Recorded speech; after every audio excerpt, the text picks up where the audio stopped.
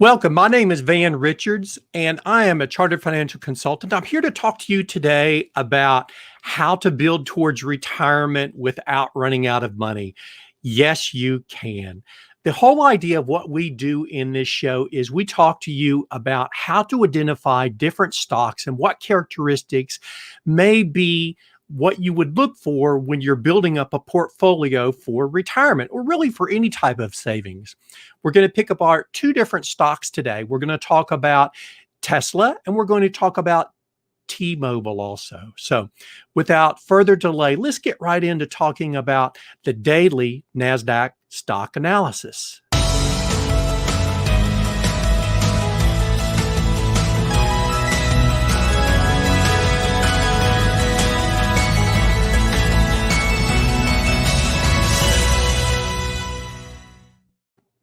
I have a lot of really good information to share with you today, and I hope that I can get it all in without getting off track, and I'm going to try hard to do that. The first stock that we're going to talk about is going to be Tesla. Yes, we're going to talk about T-Mobile too, and really, these two stocks have had good years, extremely good years. And, one compared to the other may be kind of apples and oranges because they are in different industries. And you're going to see that one has had triple digit returns and one has had double digit returns. So let's get right into that. Let me make the screen just a little bit bigger for you so you can see what we're going to go into today. Now, the first thing that I want to really try to do is I want to give you a little bit more flavor of what Tesla does. Yes, I know that you know probably that this company creates electric cars. Electric cars is not the only thing that they do. So I have a short little video that I've prepared. I hope you enjoyed it. Let's watch it together.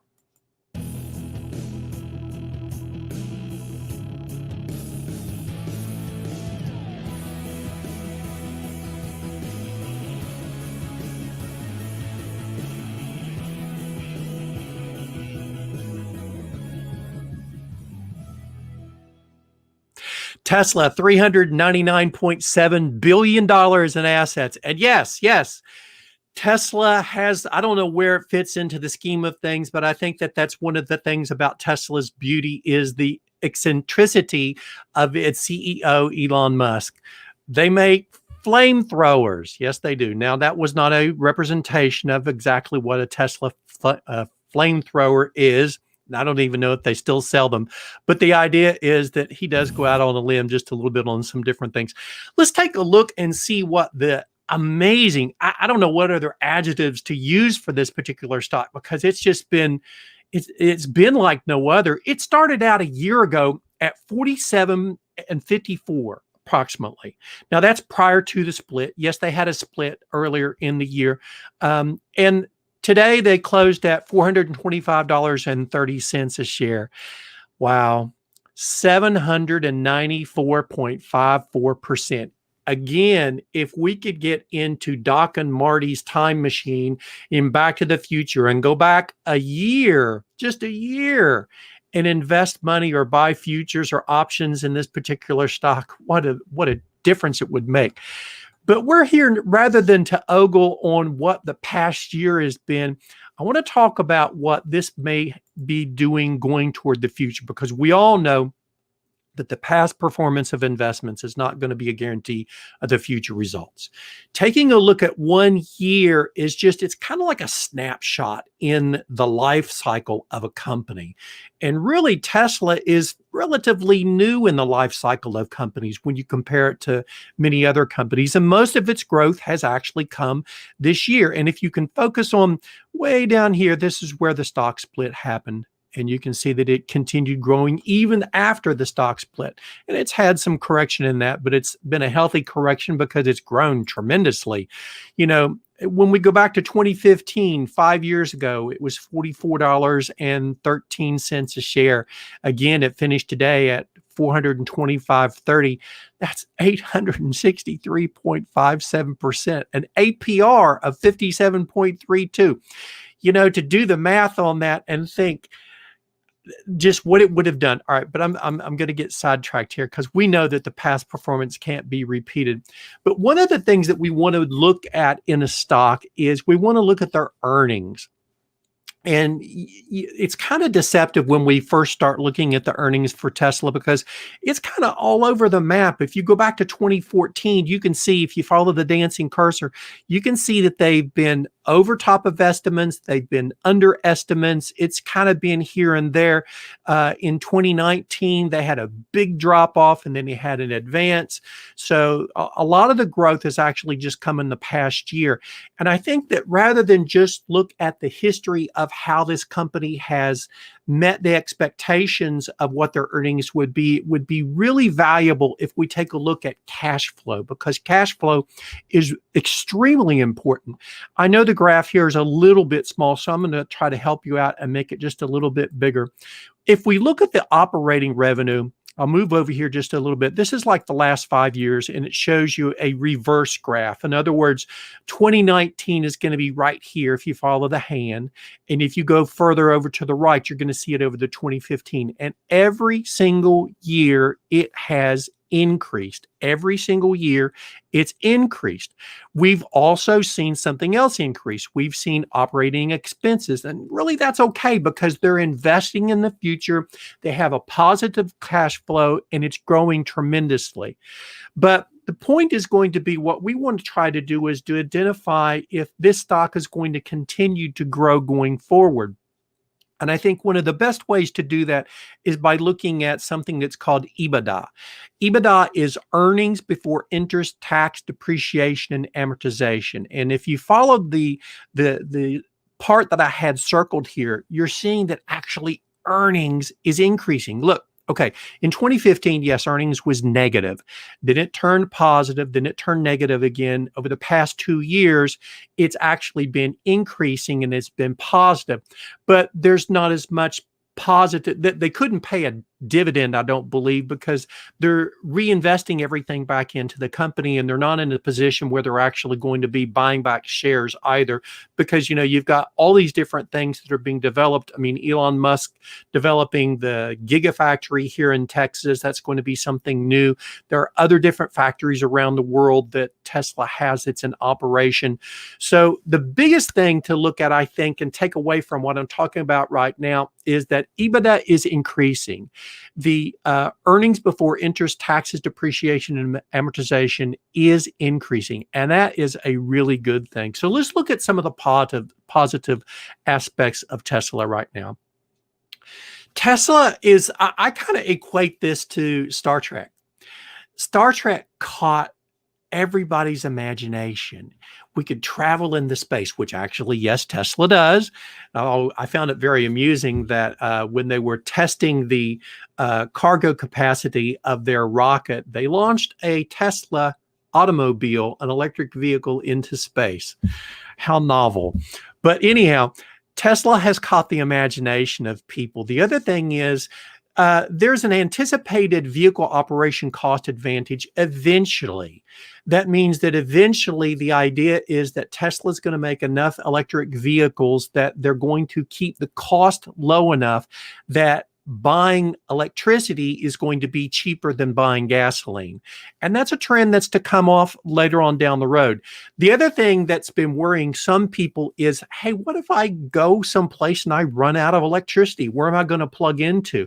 Well, you're going to see that what Tesla has done is they have built a supercharged network. And if you noticed in the video that just played a few minutes ago, it's quite expansive. It's all over the United States. But with every net positive comes negatives too. And there are some pretty strong negatives with Tesla right now. And the thing is, it has a tremendous amount of uncertainty. Well, the other thing is, it might have a little bit to do with the flamethrower, but Elon Musk is just kind of an eccentric guy. And sometimes I think he's gotten better at it. Every once in a while, he would say something that would go against the board of directors. And he's even been, gotten his hand slapped by regulators because he's saying things that's affecting the price of the stock. And you really shouldn't do that as the CEO. So his eccentricity could be considered a negative. And the other thing is, anything worth having, and I would say, yes, electric cars are worth having because they're going to help the environment. Most things that you work toward that are big are going to take longer than you expect, and it's going to be harder than you expect. And that's one of the things that you have to look at is with Tesla is a negative. It's completely unproven.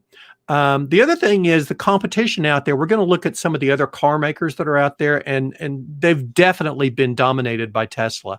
But what you're going to see is that other car makers are not ignoring what's going on right now. Of course, they don't pay a dividend, which is okay, but they're just a growth company. So not just a growth company. They are the growth company of the year. They're the story of the year.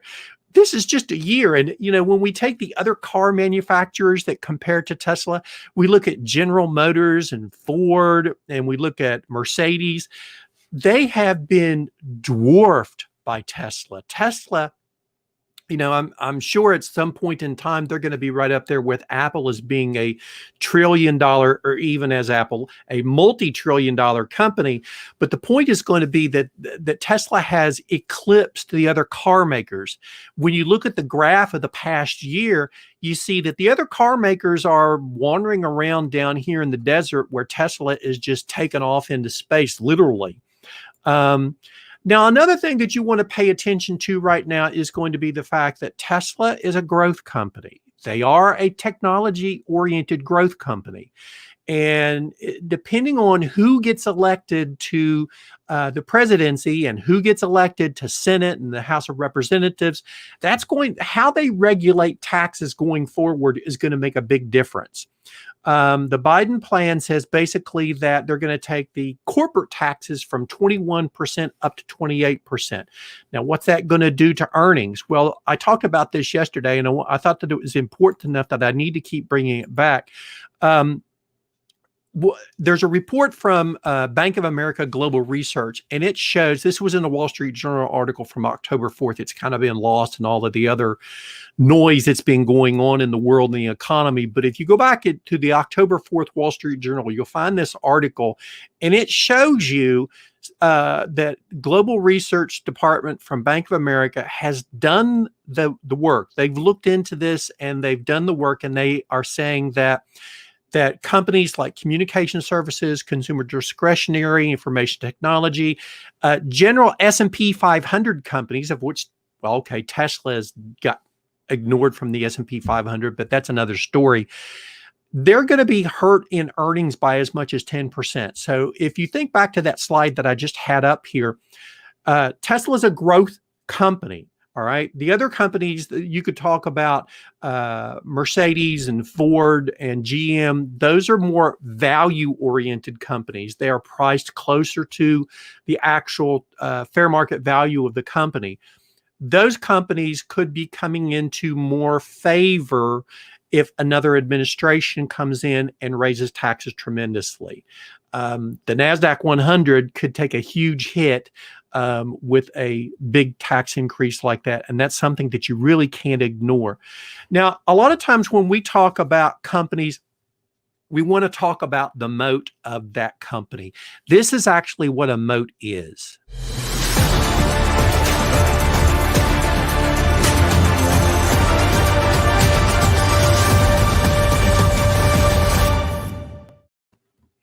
You may find this hard to believe, but this is true. Let me make this. I want to change the screen around here just a little bit. This is absolutely true. There is no barrier in between Tesla and its competition. Now, that might sound like an ignorant statement when you look at the history of Tesla, but it's not, because there are other car makers out there that are not ignoring electric cars any longer. And Tesla has a lot of unproven things that are out there. And even though that they are a huge company at this point, they are far larger than any other car maker in the world, really. At 399 billion, you can look at the other ones, and they're under 40 billion essentially. But the point is going to be this. Tesla has a lot of unproven things. And if everything is going to work out, there's going to be a lot of things that are going to have to line up. So we would say that the trend going forward for Tesla is positive, but they're fairly new in the corporate life cycle. And the proof I use in this is that every year the Standard & Poor's 500 they're actually controlled by a board, and that board votes on who should be included in the S&P 500 and who should be excluded from the S&P 500. And it was very surprising this year that Tesla was ignored. And I really think that that reason is because Tesla is fairly new in the corporate life cycle. The other thing is that there's a high degree of risk in the development of everything. Even if you go back and you read some of the blog posts that Elon Musk has written and listen to some of the things he said, he's a realist. He understands, he's an optimist, but he's a realist. He's an optimist because he thinks absolutely we're going to progress. But we can't guarantee it, but we're going to move forward. So he is an optimist, and that's a great person to have leading a company like this, but there's a lot of unknowns. So that's one of the other reasons that there's no moat there. Also, right now, there's unknown consumer preferences. Are people going to accept electric cars wholeheartedly? If you had a choice right now, I'm not saying if it was a new car, let's say that if it was a car that's exactly the same quality of what you've got, but the only difference is you put the key in and an electric motor starts rather than an internal combustion engine, which would you pick? I would probably pick the electric car, but my point is going to be that you really don't know right now. You don't know about the repair cost. You don't know about the consumption, the upkeep, and the maintenance of it. There's lots of different unknowns that are in there. Are people in general, are Americans, are people from other countries throughout the world on a wholesale basis, are they going to accept electric cars? So that's another reason why that it really doesn't have a moat. But it does have a positive trend. My gosh, it has a positive trend because we look at it's over a 700% increase in value. So something's going good there. If we look at it as according to Morningstar yesterday, it finished at 425.30. And what Morningstar does is they determine what the fair market value may be based on some factors that they calculate. They peg the fair market value of Tesla right now at $195. That's a big difference, folks. There's a big difference in there, 118% in between what they're saying the fair market value is and where it is right now. And I think that I think that Tesla is a great company, but I'm not sure that I would buy it right now because I think that it's going to be overpriced. Let's take a look and see. Again, Morningstar gives them 1 star. So let's take a look and see actually what some of the other analysts are saying about Tesla. I have to make this one just a little bit bigger for you so that you can see.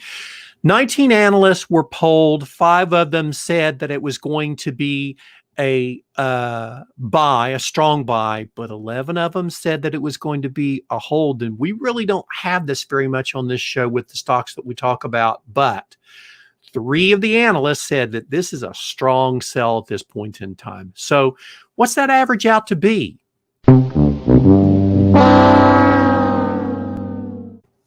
Well, what it averages out to be is it averages out to be a hold. So that's going to be the consensus of what we're seeing with the analysts that are out there. And remember, this is not my recommendation. This is just a report to you on what other analysts are saying. All right, great. We've talked about Tesla a little bit. So let's get into the next company, T-Mobile. T-Mobile was up about 1.57%. And I know if you've been around for a day or two, you know T-Mobile has mobile service. That's basically what they do. But let's take a look at a little bit of the story of T-Mobile. Here's a short little video I prepared for you.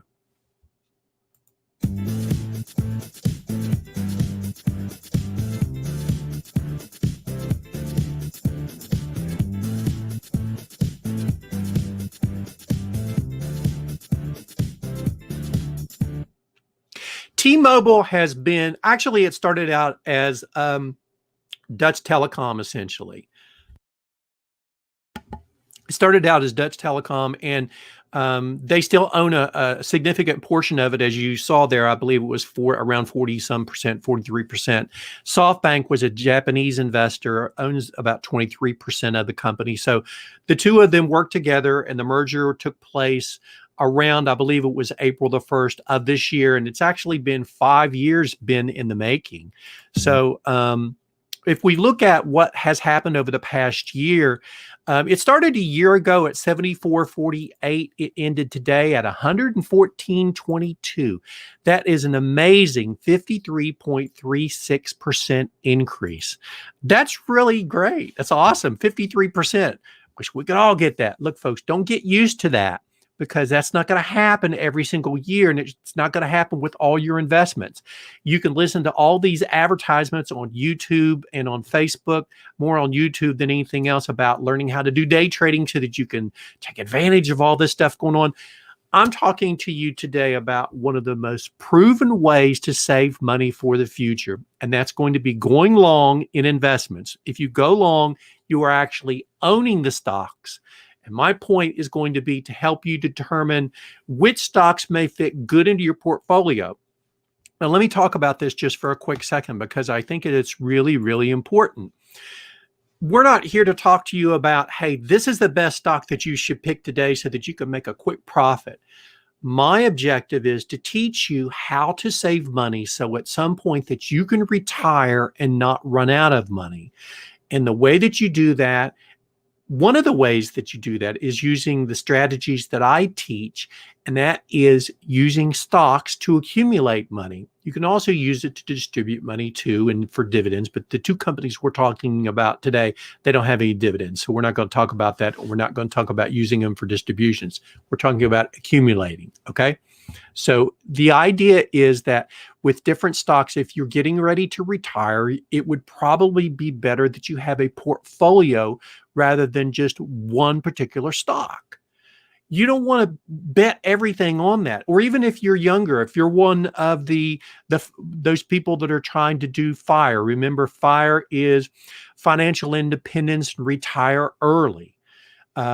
If you're one of those people, that's great.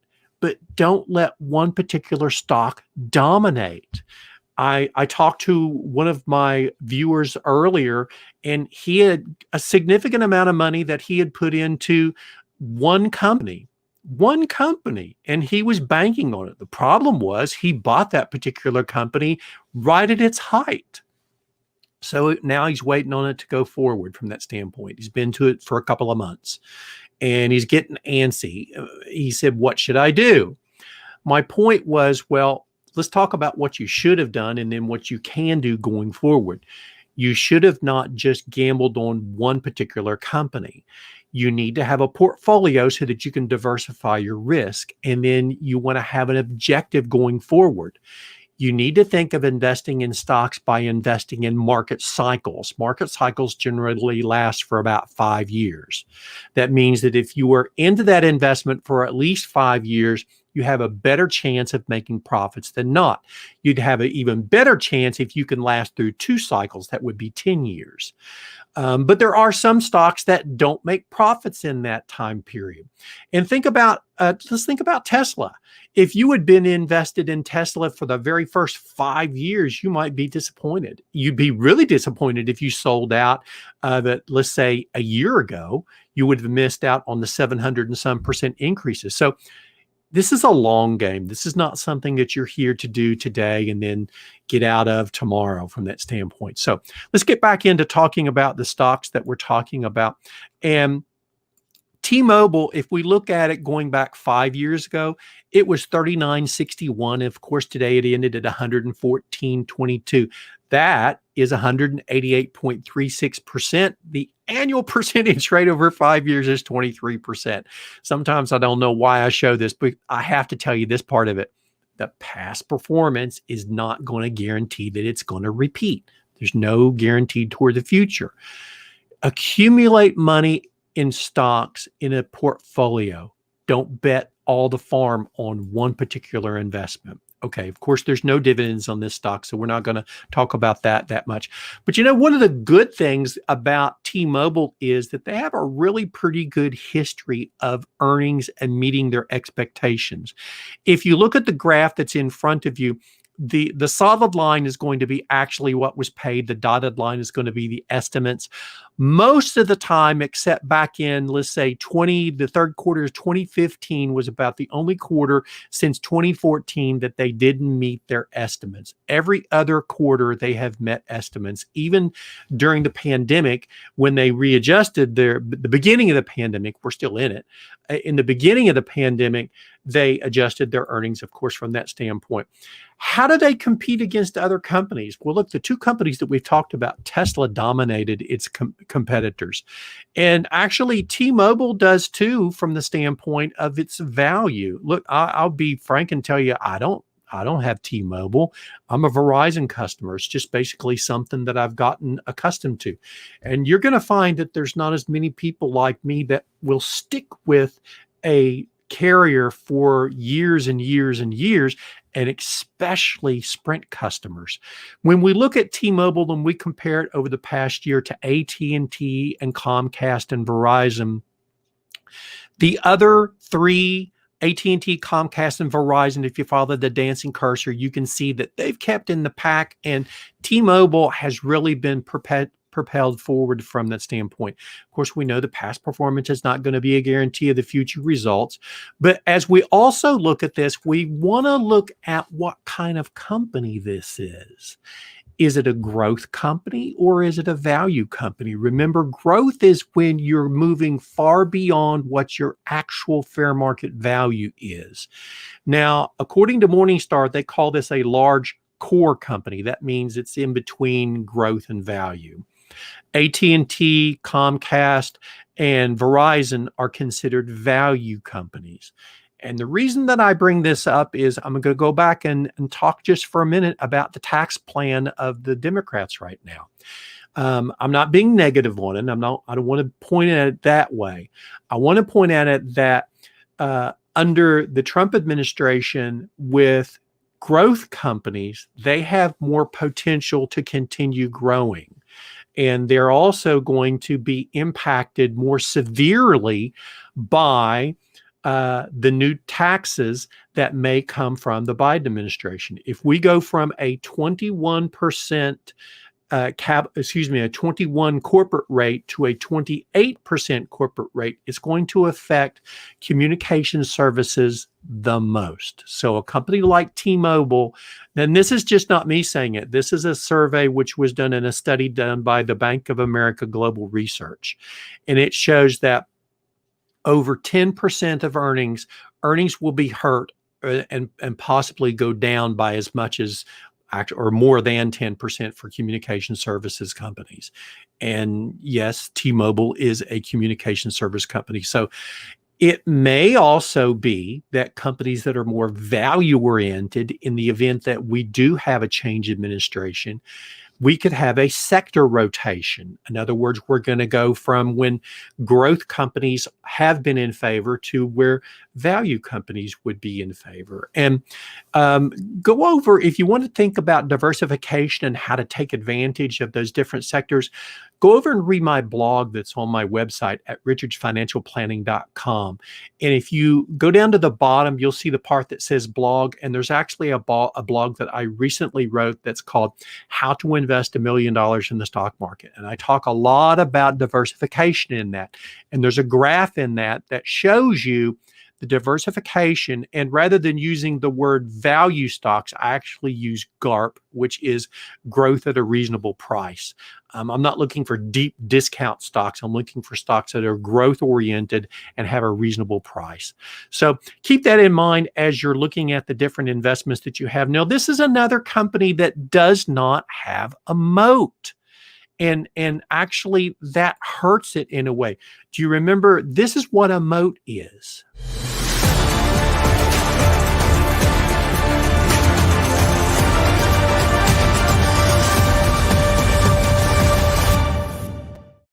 A moat is that imaginary barrier between the company and the competition. And really, it's probably no more evident that there's no moat there than when we're talking about mobile service companies. A lot of the companies nowadays, the biggest barrier that you may have is if you have your cell phone, as you see here. I can't take my my Verizon phone over to AT&T because I have to have an AT&T configured iPhone. And I think the same thing happens with other different services. So they try to make you sticky from that standpoint. But I've had this phone for maybe 2 years. It may be time to upgrade. Actually, Apple's going to be coming out with an introduction of a new iPhone. So who knows? So people switch phones quite frequently, and it makes it so that they don't stick with mobile carriers that much either. And when we look at the history of what goes on with a company like T-Mobile, they're going to have growing pains that are going to be from this merger with Sprint. Actually, it says Spring. That was a typo. Sprint's customers are also, they historically have been the least loyal customers out there. So that may be a problem, and why there's no real difference in between, using the service of a company like T-Mobile and a company like Verizon and a company like AT&T. So they don't have a moat. Now, let's look at some of the positives and the negatives of T-Mobile in going forward. They have a lot of success over the past 5 years. So that's something that's going good in their favor. They're large enough now that they can compete with the other carriers. And the other thing is that they're going to probably have a pretty good cash flow from their merger with Sprint. But let's look at the negatives that would go along with this too. The other thing is that this merger with Sprint does have its pitfalls, and we're going to talk about that a little bit more. 5G, as it gets integrated over the next 10 years, that's what I think it will probably take. The 5G communication, the faster communication, it's going to take some investment from a company. T-Mobile is going to have to put money into it, so is Verizon, Comcast, and AT&T. The other thing is, remember the thing that we talked about with Tesla a little bit ago, that sometimes it takes longer than you expect? Well, it could take longer to integrate this than is anticipated. Another pitfall is that Sprint has a spectrum for communication. It's called 2.5 gigahertz. That's their spectrum. And that's going to require development. I don't claim to be an expert in this, and I think probably one of the best ways to explain it to you is by looking at a map of what I'm talking about. This is a map of the T-Mobile bandwidth, essentially. And I know it's really small. If you want to get it on your computer and open it up a little bit bigger, you can. But the point is, this is what T-Mobile looked like in 2018. This is what Sprint looked like. So the two of these have to merge their bandwidth together, and it's going to take some work. So that is a negative going for it. Now let's take a look actually and see what Morningstar is saying about the value of T-Mobile. And actually, it's not as overpriced as Tesla was, of course. They're saying that the fair market value is 98. It closed today at 114. So really, it's not that far over top of the premium in itself, the fair market value. So it's trading at a premium of about 16.5%, and they give it 2 stars. Now, what do some of the other analysts say about this particular company? Let me make it just a little bit bigger so that we can both see it and see what's going on. Out of 14 analysts that were polled, 9 of them said that, hey, T-Mobile is going to be a strong buy, and only 5 of them said that it was going to be a hold. So when you average it out, it comes out to be this. Yep, it comes out to be a strong buy. So the average analyst out there is saying that T-Mobile is a strong buy. And quite frankly, if I had a choice, I only had a certain amount of money to invest, which I'm not saying that you should do this, but I'm saying that if I had a choice in between what to buy today, Tesla over top of T-Mobile, it would probably be T-Mobile. Tesla, well, maybe for the long term. And that's the whole idea behind diversification, is that some stocks may have their day at a different time than other stocks. So they both have potential. They both have pitfalls from that standpoint. So I want to remind you, though, that that's not my recommendation. That's just what I'm telling you that I'm reporting. Now, how do you get my recommendation? You can get my recommendation by going to my website and find a time to talk to me. Go down to the button that says schedule a call to learn more. Click on that. and then a calendar will come up and you can find a short time where you and I could get to have a conversation about, you can ask me any questions that you want. There's no obligation. Primarily, I reserve this for residents of Texas because that's where I do business. If you've got other questions, if you're outside of Texas or if you're outside the United States, I know I have some fans overseas. If you're one of those people, send me an email. That's probably easier to communicate. I'm glad to answer questions for you and give you my opinion on different things. So you can use my knowledge. But the point that I want to get across to you is that if you are a Texas resident and you want some help with your retirement plan, you can go over to my website, find a time, and you and I can have a conversation about it. There's no obligation. And I'll answer your questions. If I help you enough, maybe I can help you going forward. If not, we'll just say that keep listening to the show. And I want to remind you that if you found this information valuable, if you found it good information, hit the subscribe button. If you're watching on Facebook, go over and hit the like button, and then you'll get notified when I get ready to broadcast. You'll get notified about when things are going to come out. Same thing with Twitter. You can go over and get notifications through Periscope. And I hope that you will. I have information that comes out every day, and I'll come back to you tomorrow with a little bit more. Now, I have a short disclosure which is going to come up. Stand by. You can read that. And with that said, I'll say to you, have a great day, and I'll talk to you tomorrow.